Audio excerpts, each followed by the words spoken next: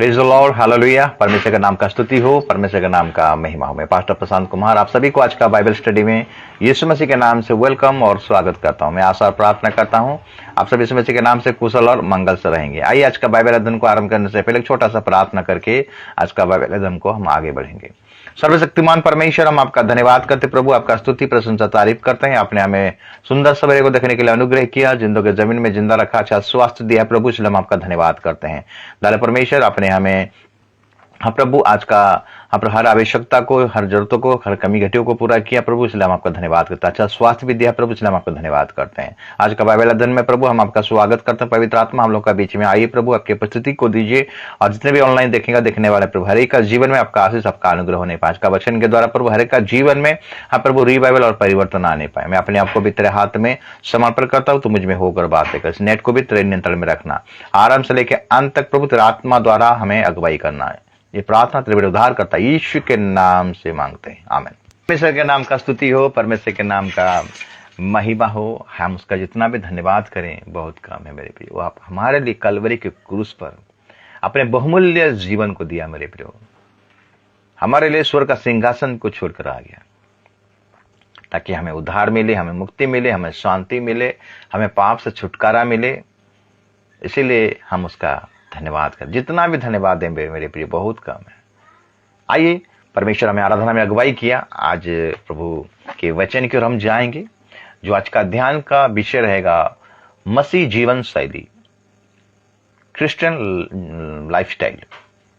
किस प्रकार हमें बिताना है, मसीह जीवन शैली हमारा कैसा होना चाहिए, और क्रिश्चियन लाइफस्टाइल, इंग्लिश में क्रिश्चियन लाइफस्टाइल और हिंदी में मसीह जीवन शैली।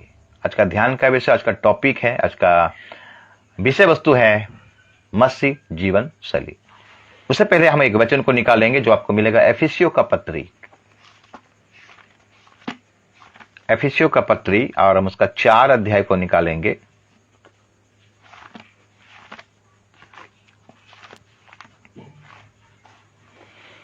और हम उसका पढ़ाई करेंगे एक पद को।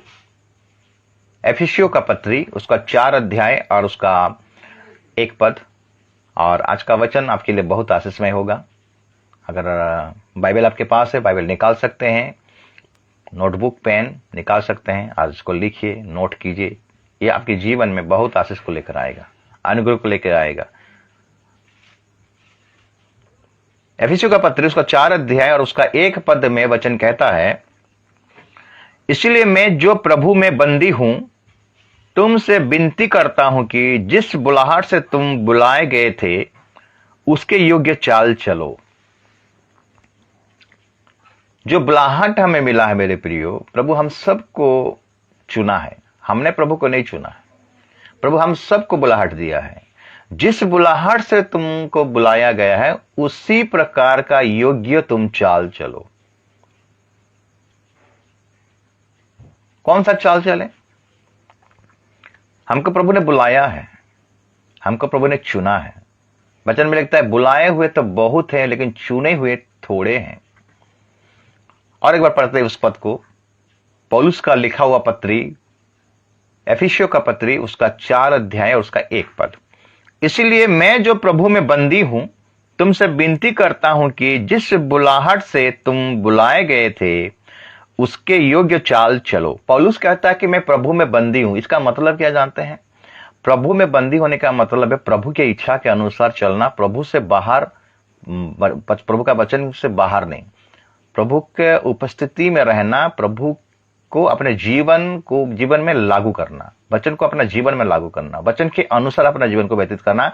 पौलुस जिस बुलाहट से बुलाया गया था, पौलुस को प्रभु ने जो एनकाउंटर किया दमिश्क के रास्ते में, प्रभु ने उसको दर्शन दिया और उसी दिन उसका बुलाहट हुआ और उसको जो जो प्रभु ने कहा पौलुस ने वही चीज को कर रहा है। मतलब प्रभु में वो बंदी में है। लेकिन आज दुर्भाग्य की बात है, आज हम शैतान में बंदी में, हम शैतान के इशारा में चलते हैं, सांसारिक बातों में चलते हैं, हम प्रभु की इच्छा में नहीं चलते। प्रभु में बंदी का मतलब है जो प्रभु को अपने दायरा, प्रभु को अपने आधार, प्रभु को अपने उपस्थिति में, अपने सम्मुख में हमेशा जो रखता है उसको बोलते हैं प्रभु में बंदी। इसलिए पौलुस कहता है, इसलिए मैं जो प्रभु में बंदी हूं तुमसे विनती करता हूं कि जिस बुलाहट से तुम बुलाए गए थे उसके योग्य चाल चलो। योग्य चाल, हम जब मसीह में आए मेरे प्रियो, हम प्रभु यीशु मसीह को अपने व्यक्तिगत उद्धारकर्ता में जब ग्रहण किए, पिता पुत्र पवित्र आत्मा के नाम से जिस दिन बपतिस्मा लिए, हम उस वस्त्र को पहने लिए, उद्धार को पाए, और उस दिन हमें एक कमिटमेंट किए कि आपसे मैं प्रभु के मार्ग में चलूंगा, प्रभु के रास्ते में चलूंगा, प्रभु के वचन में चलूंगा। इसको बोला जाता है कि योग्य चाल चलो। आज हम कुछ पॉइंट को देखेंगे। मसीह जीवन शैली, मसीह यानी क्रिश्चियन लाइफस्टाइल कैसा होना चाहिए। पौलुस कहता है मैं प्रभु में बंदी में हूं। पौलुस ये नहीं कहता कि मैं शैतान में बंदी में हूं, मैं संसार में बंदी में हूं। मेरे प्रिय, पौलुस रोमियो अध्याय में भी 12 अध्याय में कहता है कि इस संसार के सदृश ना बनो, तुम्हारा मन के नए हो जाने से तुम्हारा चाल चलन भी बदलता जाए।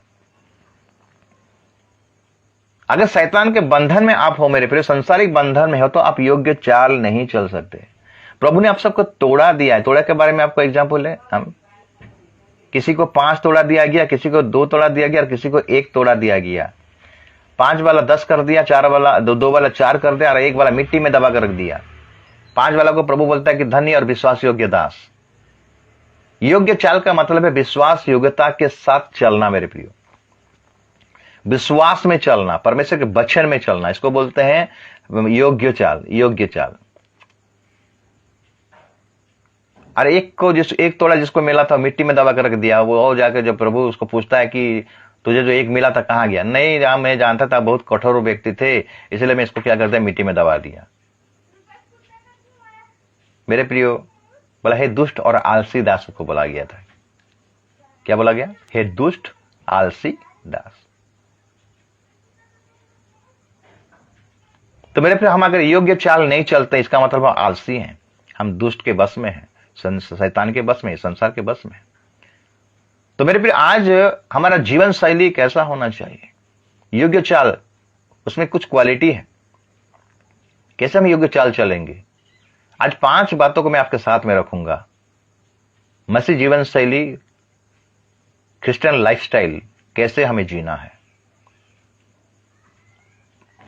अगर हम एफिसियों का पत्री 4 अध्याय उसका 2 पद को पढ़ेंगे, यहां पर हमको पहला पॉइंट मिलता है, पहला स्टेप, अर्थात सारी दीनता और नम्रता सहित और धीरज धरकर प्रेम से एक दूसरे की सह लो। मेरे प्रियो, मसीह जीवन शैली बिताना, क्रिश्चियन लाइफस्टाइल बिताना अगर है, तो पहला स्टेप, उसका पहला क्वालिटी है नम्रता, दीनता और धीरज।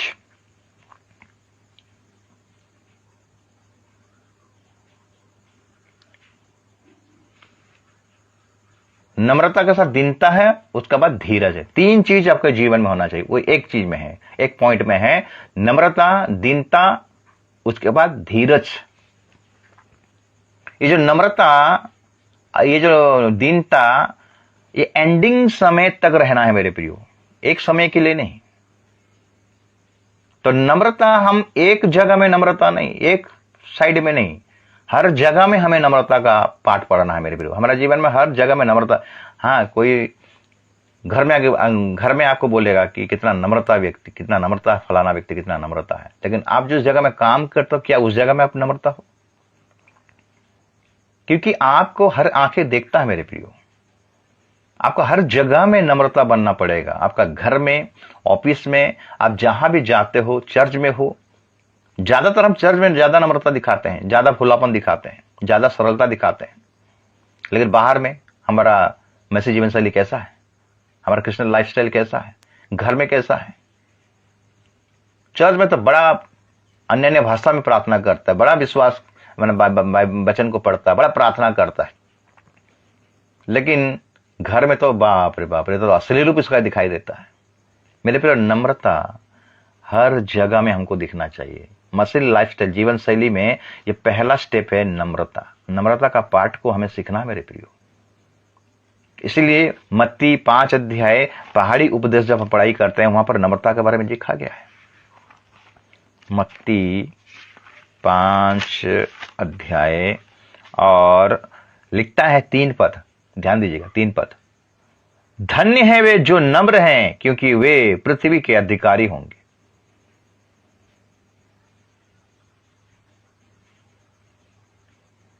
नम्रता।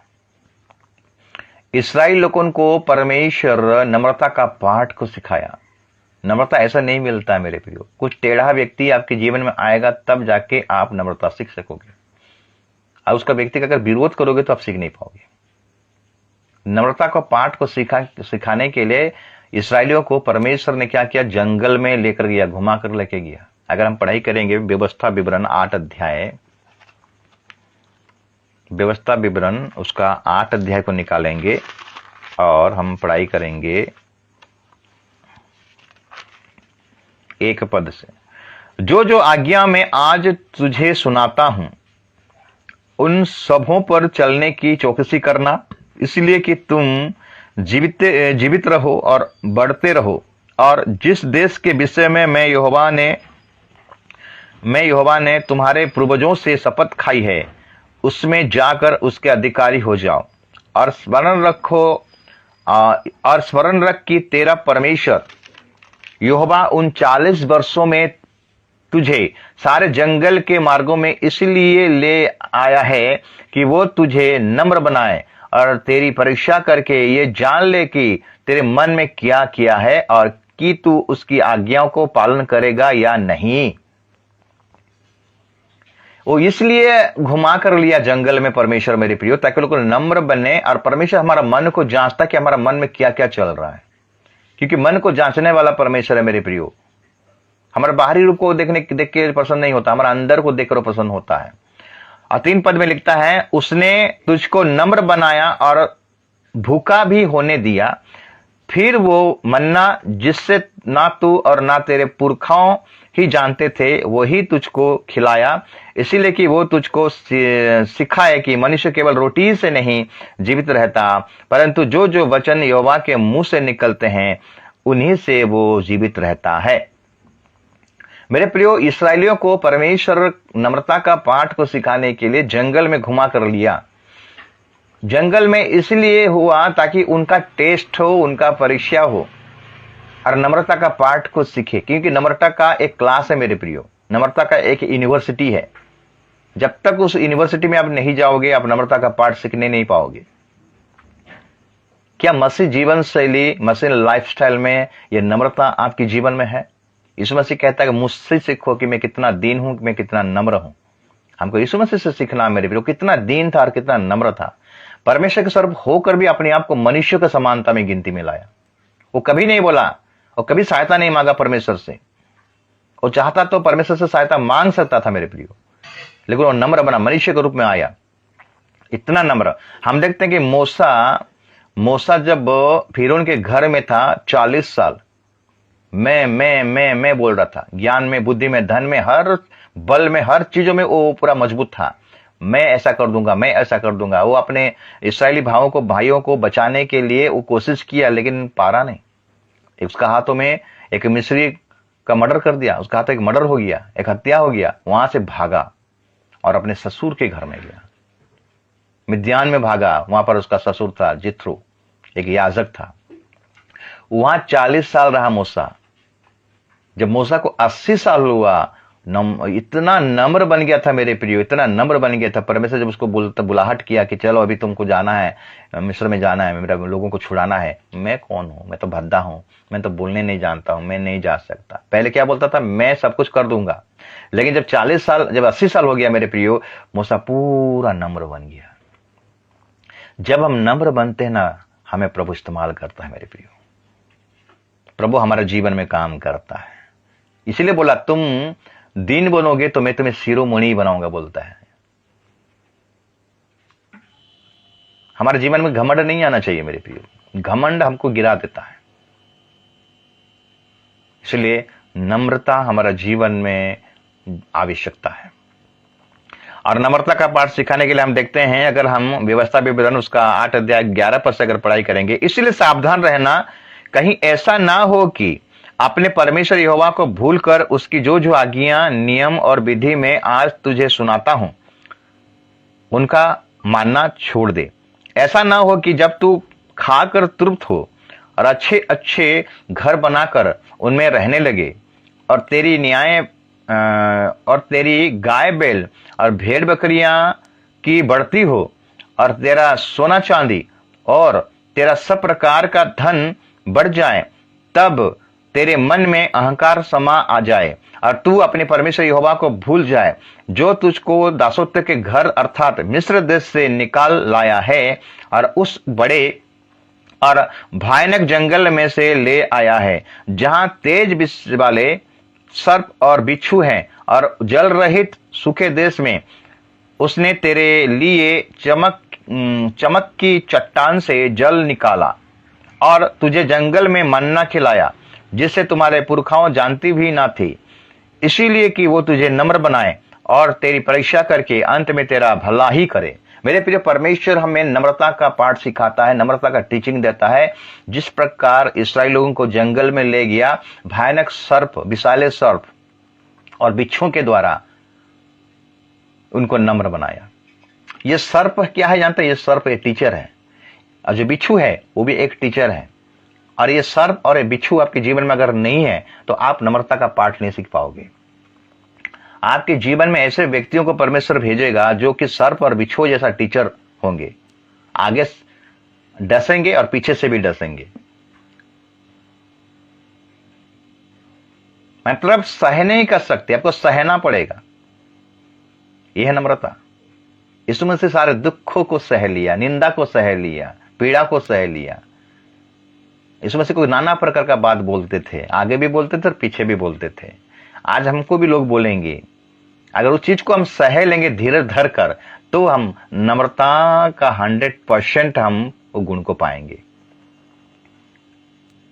परमेश्वर नम्रता इसलिए बनाया था ताकि हमारा भला हो। हम देखें यहाँ पर इसराइल लोगों को नम्रता का पाठ को सिखाने के लिए सांप और तेज विषाले वाले सांप और बिच्छुओं का डंक,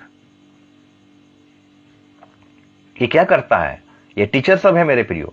40 साल मूसा ससुर के घर में रहा, वहां पर उसका ससुर सांप और उसका सास बिच्छू जैसा काम करते थे। राजमहल में सोने वाला व्यक्ति एक ऐसा जगह में जाकर रहा, वहां पर नीचे सोने का नौबत नहीं आया मेरे प्रियो। सुबह उठते ही भेड़ बकरे को चराना, नाना प्रकार ताना उसको सुनना पड़ा होगा मेरे प्रियो। राजघराने में अच्छा खाना उसको मिलता था, लेकिन यहां जब आ गया ससुर के घर में, और अच्छा खाना कहां मिलेगा? वही मूसा नम्र बन गया मेरे प्रियो। 40 साल का ट्रेनिंग, एक ऐसा यूनिवर्सिटी, ऐसा कॉलेज है मेरे प्रियो। हमको भी उस नम्रता का पाठ को सीखना पड़ेगा, तब जाके हम नम्र बन पाएंगे। नम्र ऐसा नहीं होता है। नम्रता एक अनुभव है मेरे प्रियो। नम्रता एक टीचिंग है, एक शिक्षा है। उसमें अगर आप नहीं गुजरे हुए, आपको नम्रता, दीनता, आपको धीरज ये नहीं आएगा। नम्रता आता है, उसके बाद दीनता आता है, उसके बाद धीरज आता है। ये पहला पॉइंट है मेरे प्रियो। मसीह जीवन शैली, क्रिश्चियन लाइफस्टाइल में पहला स्टेप हमें नम्रता का पाठ को सिखाना। हमारे जीवन में नम्र होना चाहिए, केवल एक जगह में नहीं, चारों तरफ, घर में, बाहर में, नौकरी के क्षेत्र में, हर जगह में आप जहां भी जाओ वहां पर आपको नम्रता का चीज को दिखाना पड़ेगा। तब तो लोग बोलेंगे ये कौन सा प्रभु को मानता है।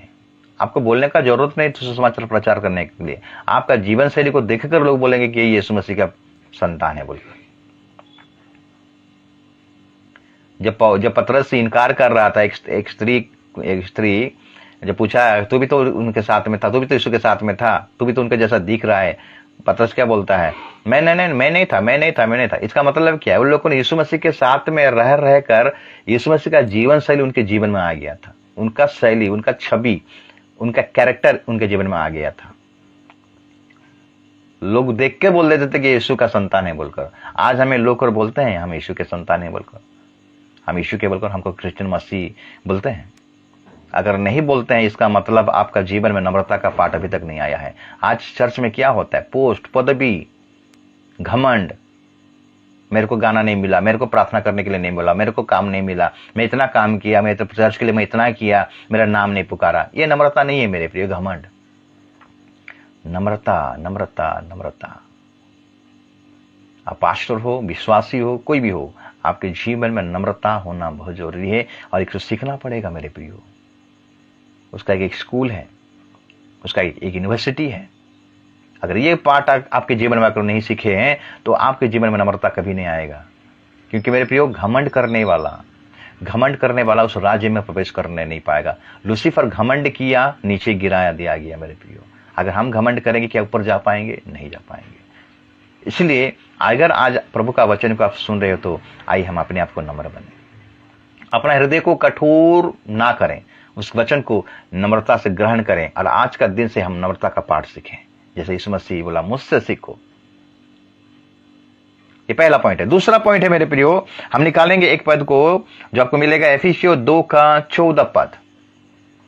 एफिसियों 2:14 क्या लिखता है? 2:14, एफिसियों 2:14 पद। क्योंकि वही हमारे मेल है, क्योंकि वही हमारा मेल है जिसने दोनों को एक कर लिया और अलग करने वाली दीवार को जो बीच में थी ढा दिया। और एक बार पढ़ते हैं एफिसियों का पत्र 2:14 पद कहता है, क्योंकि वही हमारा मेल है जिसने दोनों को एक कर लिया और अलग करने वाली दीवार को जो बीच में थी ढा दिया। पौलुस कहता है कि वही हमारा मेल है, मतलब मसीह हमारा मेल है, मतलब एकता है, यूनिटी है। जो मेल कराने वाले हैं मेरे प्रियो, वही असली मसीह है मेरे प्रियो, क्रिश्चियन है।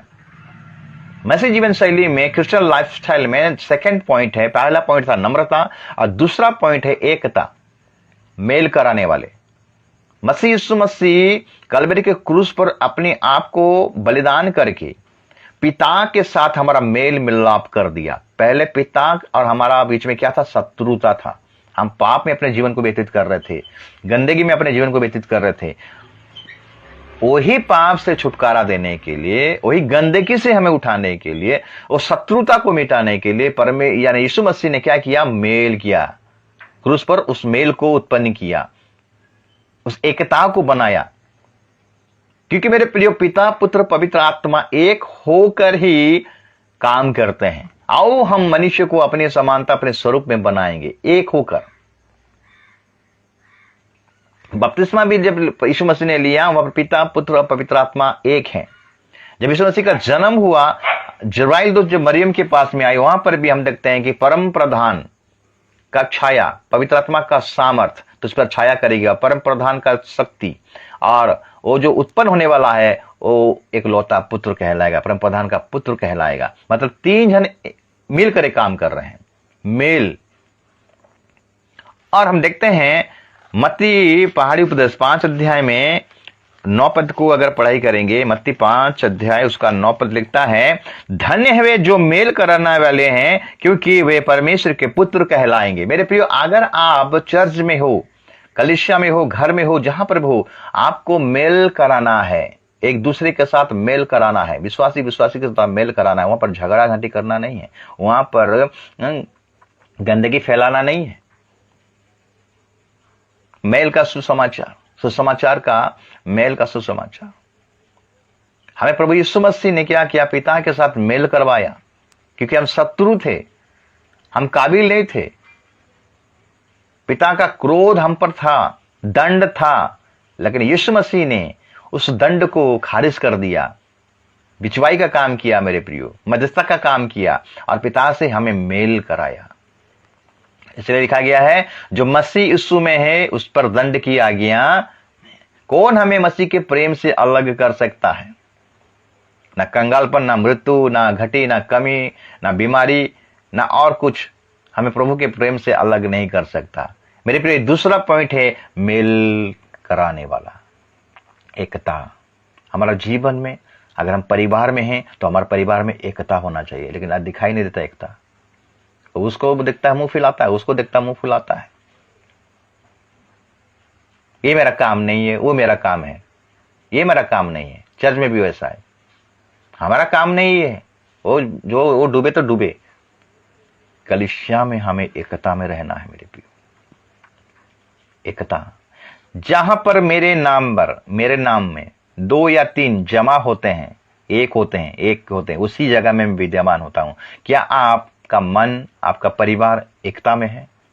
अगर आपका परिवार एकता में नहीं है, कलीसिया अगर एकता में नहीं है, वहां पर परमेश्वर का उपस्थिति को आप महसूस करने नहीं पाओगे मेरे प्रियो। खाली आप नाम का खाली गिरजा प्रार्थना कर रहे हो, जीवन में मेल नहीं है, एकता नहीं है, पति पत्नी के बीच में एकता नहीं है, माता पिता के बल बच्चों के बीच में एकता नहीं है, भाई भाई के बीच में एकता नहीं है, तो वहां पर परमेश्वर का उपस्थिति को आप कैसे महसूस कर नहीं पाओगे मेरे प्रियो। जहां पर एकता है वहां पर परमेश्वर का उपस्थिति है मेरे प्रियो। आज चर्च में भी एकता नहीं है, कोई पास्टर के विरुद्ध में, पास्टर विश्वासी के विरुद्ध में, विश्वासी विश्वासी के विरुद्ध में। मेरे प्रियो, मेल कराने के लिए कोशिश कीजिए। जब तक ये जीवन आपको मिला है, जब तक उसका आगमन नहीं होता है, तब तक आप मेल मिलाप कर लीजिए। मेल मिलाप का स्वभाव, एकता आपके जीवन में होना बहुत जरूरी है। यूनिटी रहना बहुत जरूरी है। पूर्व देश से 3 पंडित मिलकर आए यीशु मसीह को देखने के लिए। यूसुफ और मरियम एक हुए यीशु मसीह को इस दुनिया में लाने के लिए, और इसीलिए यीशु मसीह अपने चेलों को भी यही बात को सिखाया, और वो महायाजक प्रार्थना किया कि प्रभु आप और मैं जैसा एक हैं, मैं भी चाहता हूं कि ये भी एक हो जाएं। आज प्रभु हमें एकता के लिए सिखाता है मेरे प्रिय, मेल कराने के लिए सिखाता है। लेकिन आज दुर्भाग्य की बात है, आज हम मेल होना नहीं चाहते, एकता हमारे जीवन में आना ही नहीं चाहते, लाने नहीं देते हैं। मेल मिलाप का स्वभाव हमारे जीवन में दिखाई नहीं देता है। आज हमारा मसीह जीवन शैली किस प्रकार का है मेरे प्रियो? झगड़ा झांती, ये मसीह जीवन है, ये क्रिश्चियन लाइफ है। स्वार्थपर का जीवन, अचुष्टता का जीवन। प्रभु हमको सिखाया मेल। कालबेरी के क्रूस पर यीशु मसीह जो बलिदान किया ना, वो मेल को लेकर आया, एकता को लेकर आया। ये हमको समझना है, हमें कोशिश करना है कि हम सबको मेल मिलाप का जीवन काटना है। हम सबको यही कोशिश करना है कि प्रभु से हमको उसको मिलाना है। यही हमारा एम है, यही हमारा बुलाहट है। तीसरा पॉइंट अगर हम देखेंगे मेरे प्रिय, एफिसियों 5 अध्याय उसका 1 से लेकर 3 तक। एफिसियों 5 अध्याय अगर हम 1 से लेकर 3 तक पढ़ाई करेंगे, लिखा है, इसीलिए प्रिय बालकों के समान परमेश्वर का अनुकरण करो और प्रेम में चलो, जैसे मसीह ने भी तुमसे प्रेम किया और हमारे लिए अपने आप को सुखदायक सुगंध के लिए परमेश्वर के आगे भेंट करके बलिदान कर दिया। जैसा पवित्र लोगों के योग्य है, वैसा तुम में व्यभिचार और किसी प्रकार के अशुद्ध काम या लोभ की चर्चा तक ना हो। मेरे प्रियो, ये 3rd पॉइंट है। तीसरा पॉइंट है शुद्धता। हमें शुद्ध जीवन बिताना है, पवित्र जीवन बिताना है। पौड़ी उपदेश में कहता है कि जो मन के शुद्ध हैं, अगर पढ़ाई करेंगे मत्ती 5 का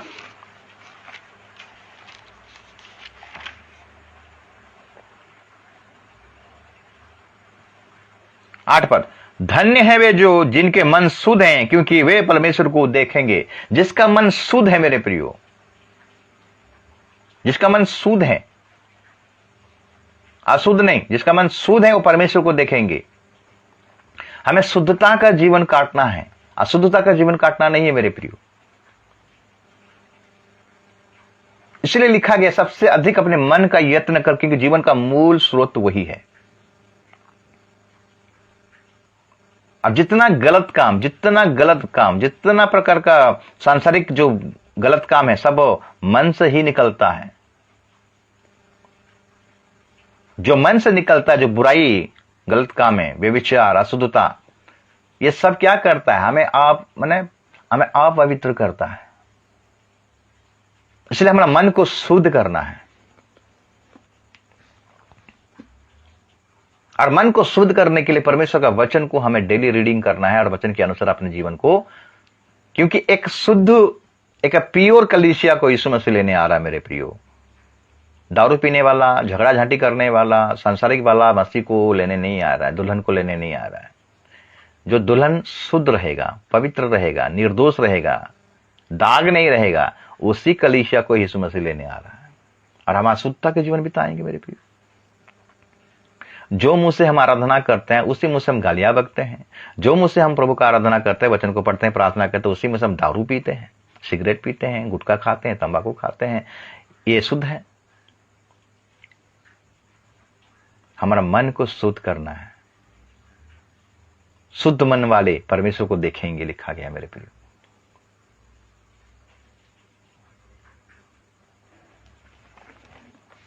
ये मसीह जीवन शैली है मेरे प्रियो, ये क्रिश्चियन लाइफस्टाइल है। पहला पॉइंट है नम्रता, दूसरा पॉइंट है एकता, और तीसरा पॉइंट है शुद्धता, प्योरिटी। अशुद्धता आपको परीक्षा से ही गुजरने से मिल लगा मेरे प्रियो। सोना को जब आग में ताया जाता है, उसको और शुद्धता और प्योर करने के लिए उसको आग में ताया जाता है, ताकि उसके अंदर में जो जंग लगा रहता है, जो छोटा छोटा जो जंग रहता है, उसको निकालने के लिए तुम्हें आग का भट्टी से गुजरना पड़ेगा, दुखों से गुजरना पड़ेगा। वचन वो आग है मेरे प्रियो। आपका जीवन वचन के बेस में रहेगा, वचन के नींव में रहेगा, तो आपका जीवन शुद्धता होगा मेरे प्रियो। हर परिस्थिति में, हर समय में हम अपने पापों को हमेशा अंगीकार करते रहिएगा मेरे प्रियो। गलत काम करके हम उस राज्य में प्रवेश करने नहीं पाएंगे, हमें शुद्ध होना पड़ेगा। प्रतिदिन दिन प्रतिदिन हमें शुद्धता को मेंटेन करना पड़ेगा, पवित्रता को मेंटेन करना पड़ेगा, प्योरिटी को मेंटेन करना पड़ेगा, तब जाके हमारा जीवन में शुद्ध आएगा, शुद्ध मन आएगा। शुद्ध मन उत्पन्न करो। दाऊद प्रार्थना करता है, मेरे अंदर शुद्ध मन उत्पन्न कर, बोलता है।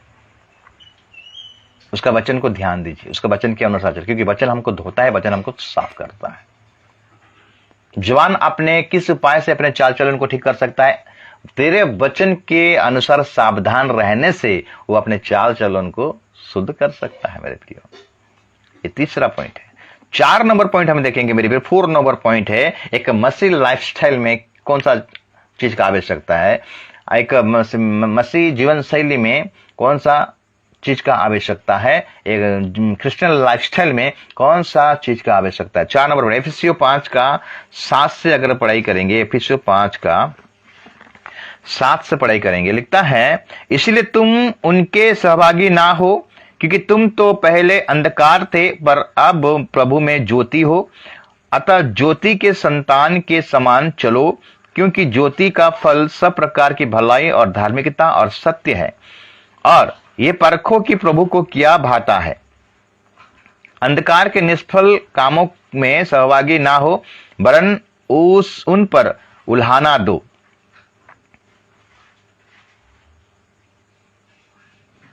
मेरे प्रियो, 4 नंबर पॉइंट है सरलता। आपका जीवन सरल होना चाहिए, टेढ़ा मड़ा नहीं, उबड़ खबड़ नहीं।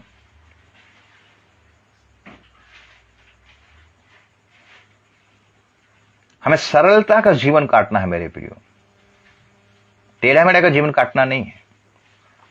हमें ज्योति के संतान के रूप में चलना है।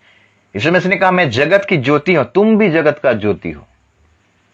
हमें ज्योति के संतान बनना है, हमें अंधकार का संतान नहीं। पहले हम गड़बड़ी के थे, पहले हमारा जीवन में गड़बड़ी था, सरलता नहीं था, टेढ़ा हमारा जीवन था। लेकिन जब मसीह में आ गए मेरे प्रियो, तो हमारा जीवन सरल हो गया। हमें मसीह के ही चाल चलना है। लिखता है ना, ध्यान से देखो कि तुम कैसे चाल चलते हो, निर्बुद्धियों के समान नहीं, बुद्धिमान के समान चलो, क्योंकि दिन बुरे हैं।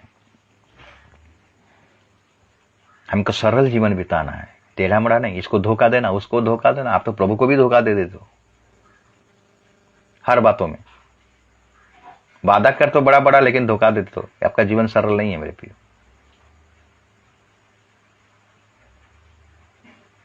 सरल जीवन मतलब किसी को धोखा देना नहीं, कोई मनुष्य को धोखा देना नहीं, परमेश्वर को भी धोखा देना नहीं है। लेकिन आज हम कैसा जीवन बिता रहे हैं? धोखे का जीवन बिता रहे हैं। बड़े बड़े वादा करते हैं, हम चर्च मिस नहीं करेंगे, लेकिन आप चर्च मिस कर देते हो। प्रभु को भी धोखा देते हो और मनुष्य को भी धोखा देते हो। ये सरल जीवन है? ये मसीह लाइफस्टाइल है? नहीं, मसीह लाइफस्टाइल एक सरल जीवन है। चाहे जितना भी परेशान हो, जितना भी दुख हो, जितना भी कष्ट हो, आपको प्रभु को खुश करना पड़ेगा मेरे प्रियो। इसराइल लोगों कानान देश में क्यों पहुंचने नहीं पाए जानते हैं? क्योंकि वो लोगों प्रभु को दुखी किए थे। प्रभु उनका जीवन से खुश नहीं था। इतना सब कुछ करने के बाद भी इतना मदद करने के बाद भी देखिए उनका जीवन में कितना मिराकल हुआ था।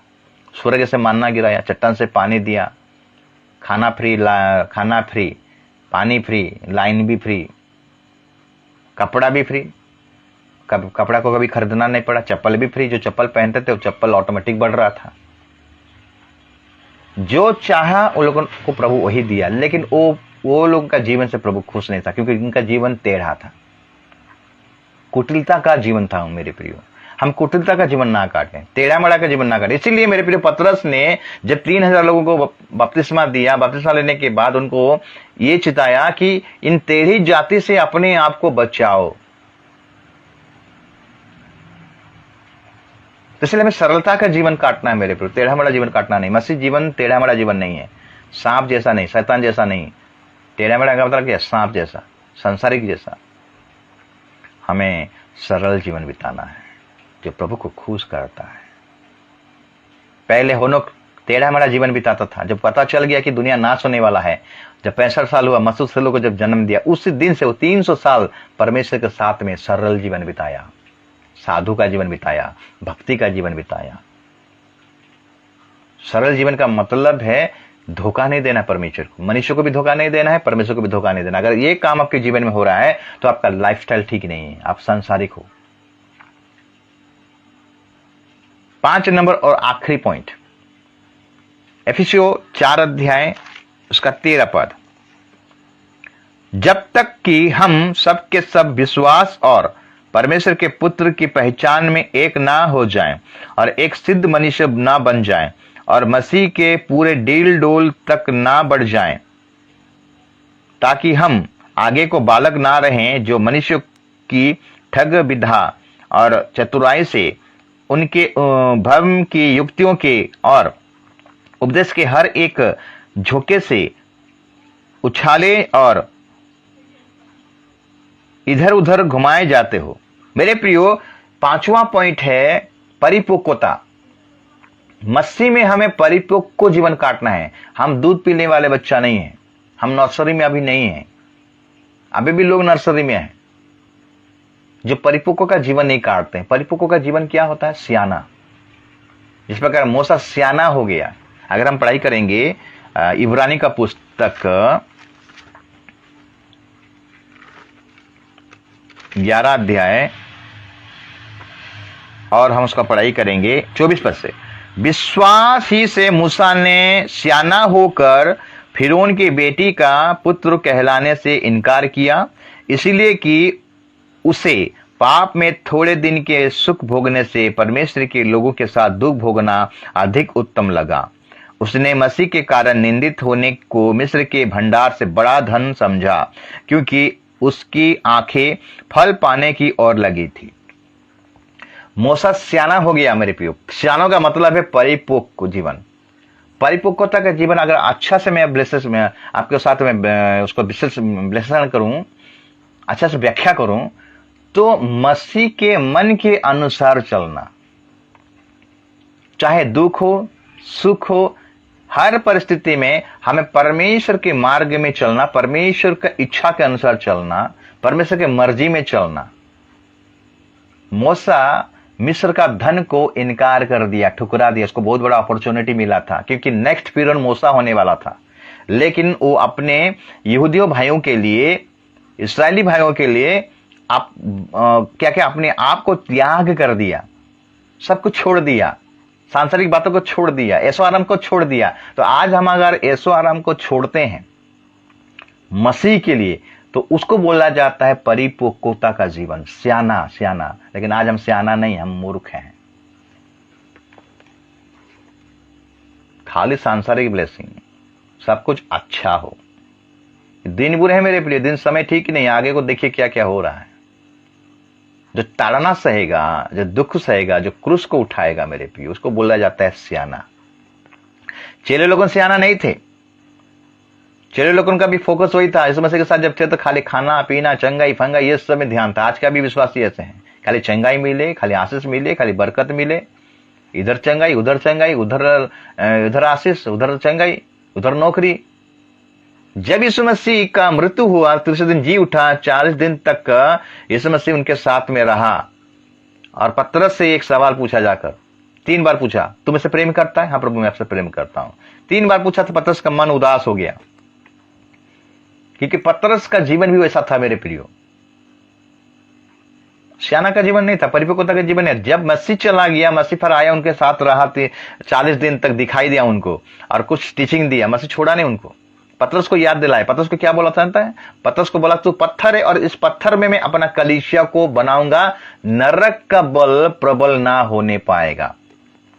पतरस इस बात को समझ नहीं पाया। आज विश्वासी लोग उनकी बात को समझ नहीं पाते हैं। चट्टान पर, इस पत्थर पर जो कलीसिया बनाना है मेरे प्रिय, मतलब विश्वास में मजबूत होकर जो परिपक्वता का जीवन बिताता है, वो शैतान उसको हिला नहीं सकता, सांसारिक बातें उसको हिला नहीं सकता। लेकिन आज क्या होता है, हमारा प्रार्थना जीवन आज क्यों बंद हो जाता है? क्योंकि सांसारिक बातें हमें हिला देता है। 7 बजे प्रार्थना का समय, आप निर्णय लिए होगे, उसी समय टीवी सीरियल में आप बैठे रहते हो। परिपक्वता बोलेंगे उसमें, हमारा लाइफ स्टाइल ऐसा है, उसी समय मोबाइल में बस बैठे रहोगे, बिजी रहोगे। परिपक्वता का जीवन है एक निर्णय भरा लाइफ स्टाइल मेरे प्रिय। एक निर्णय लेना है, नहीं मसीह के साथ जीऊंगा मतलब मसीह के साथ जीऊंगा, जो कमिटमेंट मैंने किया उस कमिटमेंट को मैं पूरा करूंगा। ये होता है परिपक्वता का जीवन। और नामधारी अगर होना चाहते हो तो आपको मुबारक हो। ऐसे लोग नहीं जाएंगे, उस राज्य में प्रवेश करने नहीं पाएंगे। अगर बनना तो सही मसीह बनिए, आपका लाइफस्टाइल मसीह जैसा लाइफस्टाइल होना चाहिए, आपका जीवन शैली मसीह जैसा होना चाहिए। इसलिए मसीह का जैसा स्वभाव है, तुम्हारा भी वैसा स्वभाव होना चाहिए। अगर ये 5 क्वालिटी आपके जीवन में नहीं है, आप मसीह का कलीसिया में नहीं हो मेरे प्रियो, आप शैतान के कलीसिया में हो, आप संसार की अभिलाषा में हो, संसार की। प्रभु ऐसा कलीसिया को नहीं लेगा मेरे प्रियो, ऐसे लोगों को प्रभु नहीं लेगा अपने जीवन में।